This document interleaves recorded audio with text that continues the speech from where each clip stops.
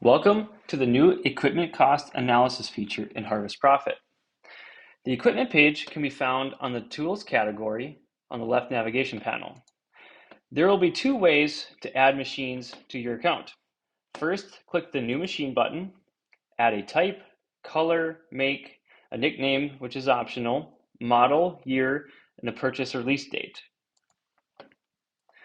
The other way is by clicking Import from Operations Center. You'll see I have a new piece of equipment to track, so by clicking on that, I can then add financial details.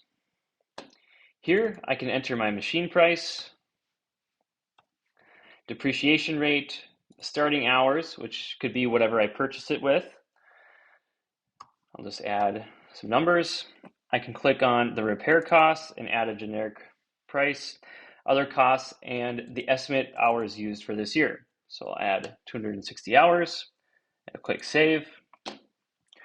Then you'll see I have a cost analysis table generated. I can do this over 10, 15, or 20 years.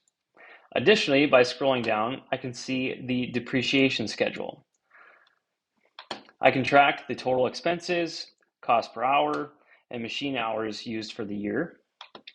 After adding this machine to my account, I can then go to the Inputs page, and there will be an equipment category I can then add the equipment to by clicking the Add Equipment button and selecting my new piece of equipment, which is this 8360. I will then see the cost for this year applied on my overhead costs for the year. I can then choose crops or fields I want to apply it to.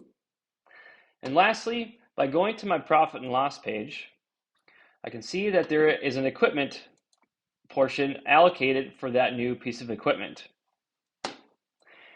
If you have questions or need help getting your equipment cost analysis set up, please go to the Help button in the bottom right-hand corner of the page, click on the Ask tab, and send us an email directly from there with your question.